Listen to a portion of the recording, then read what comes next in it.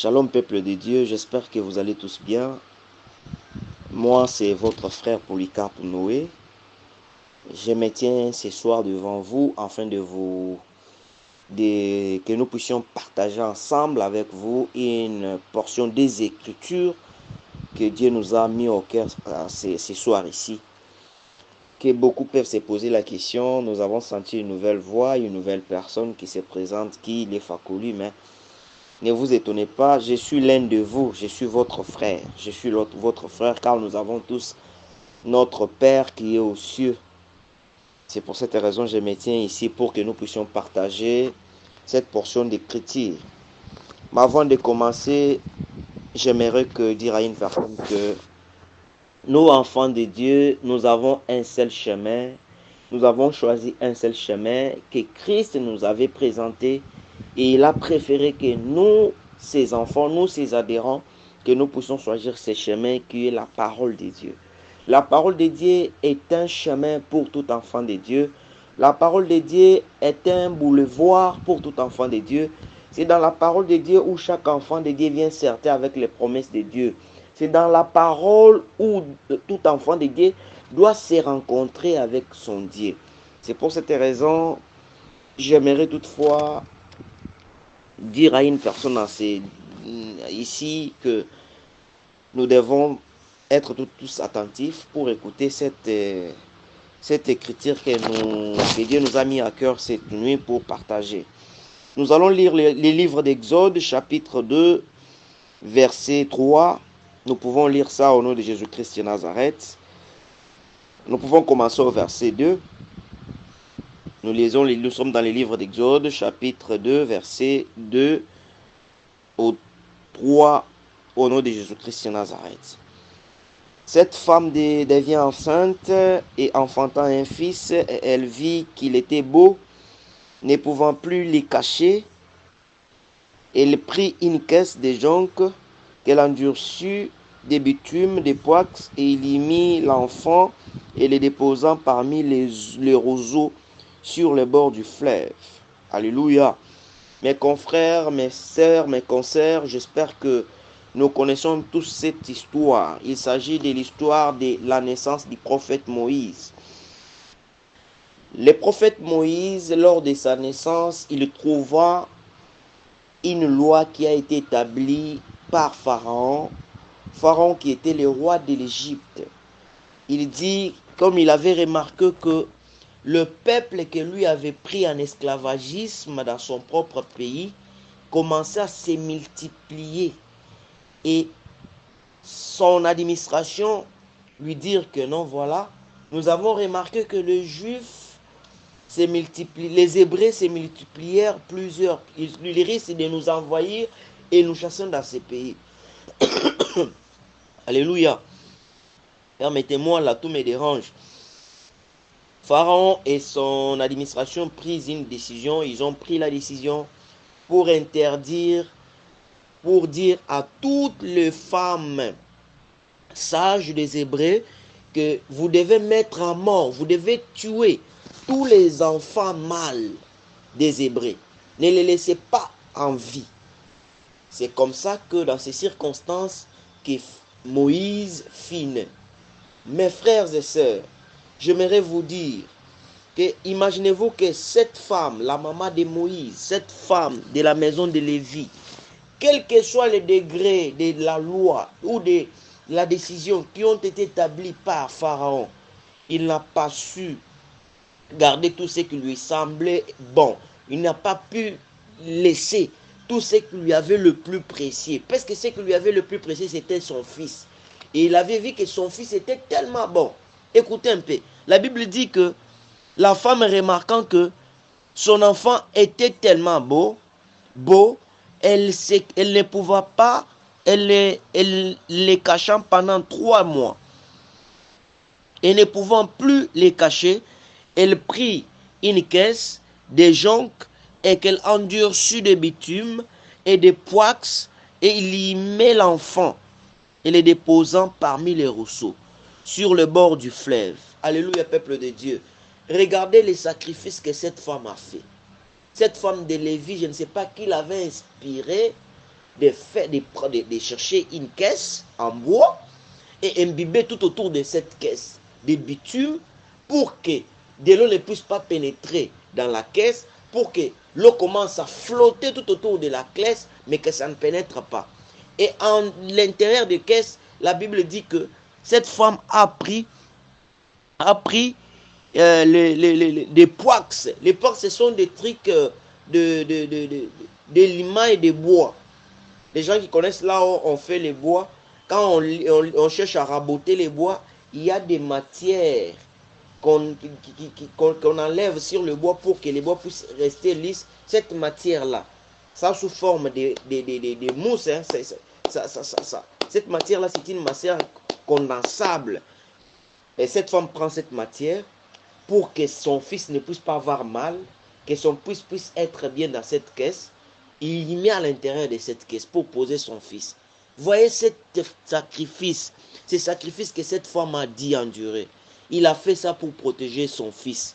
Mes frères et sœurs, cette femme c'est moi et vous. Cette femme c'est l'église d'aujourd'hui.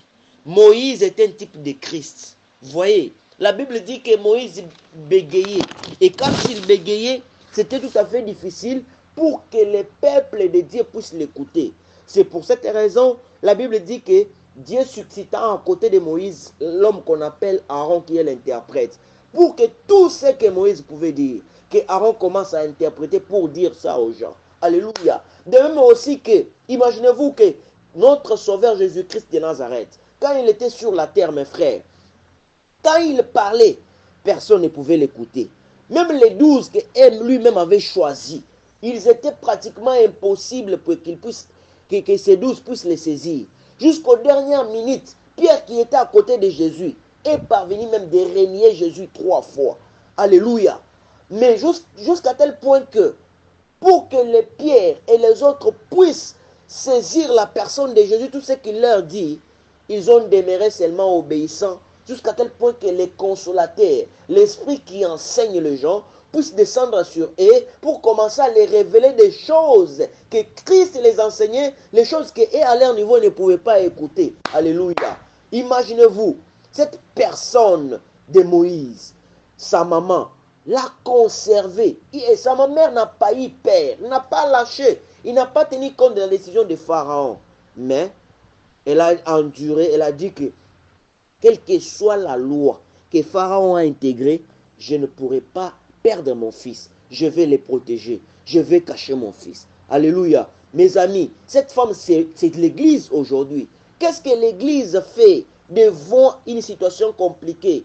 Qu'est-ce que les gens font avec la parole de Dieu?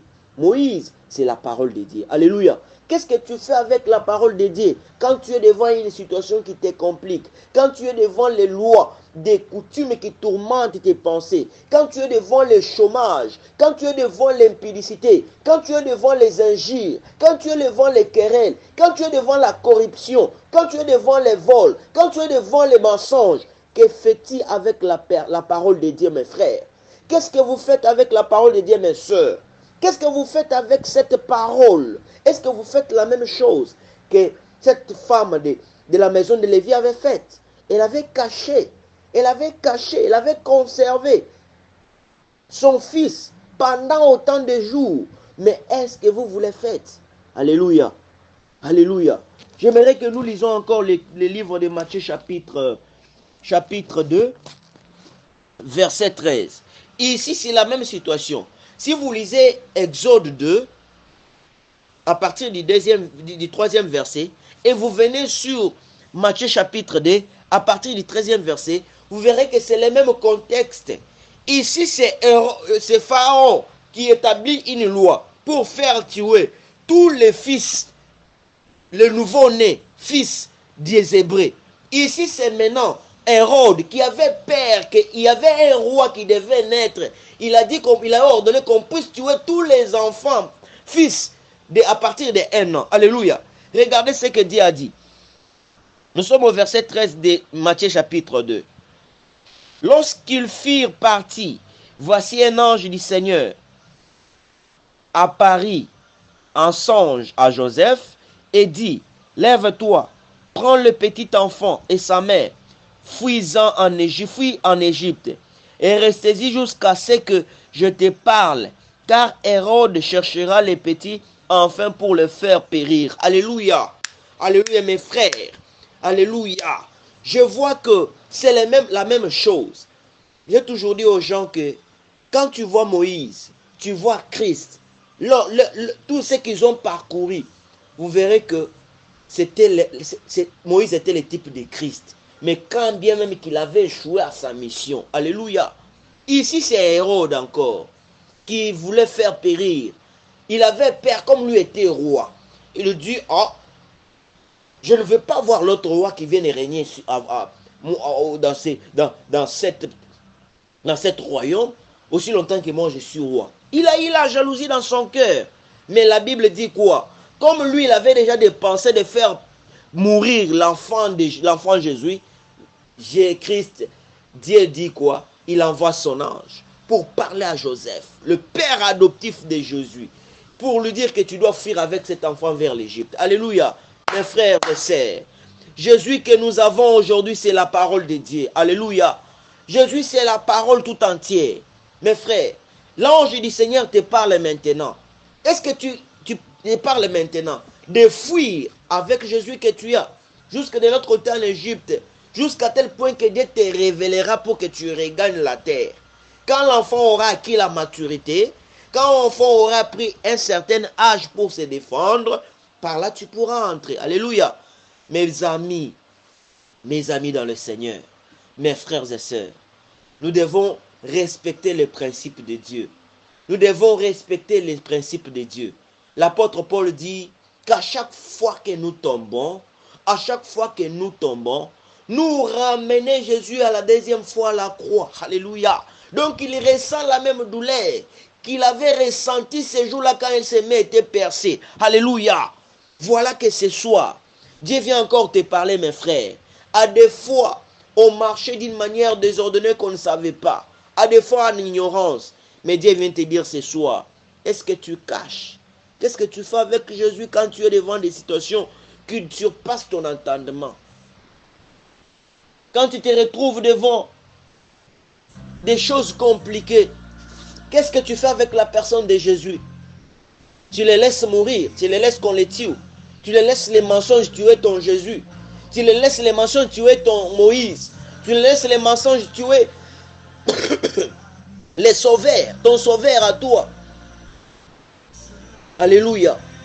Mon frère, quand tu es devant le travail, dans ton travail là, quand tu te retrouves devant une situation où on te propose de faire usurper les copies, qu'est-ce que tu fais avec la personne de Jésus? Est-ce que tu t'étais seulement pour dire que non, je refuse de faire ceci pour la gloire de mon Dieu. Je refuse de faire ceci pour cacher la personne de mon Jésus. Est-ce que tu le fais? Ou bien tu exposes ton Jésus pour qu'on le crucifie? Alléluia. Alléluia. Pour qu'on le crucifie.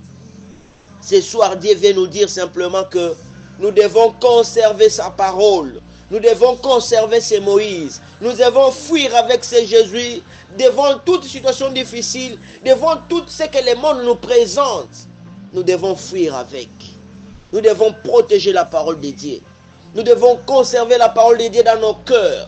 Peu importe la situation qui peut nous arriver, peu importe les mots, peu importe le degré de ce qui est devant moi, peu importe ce que le monde peut dire, ne sacrifions pas cette personne de Jésus.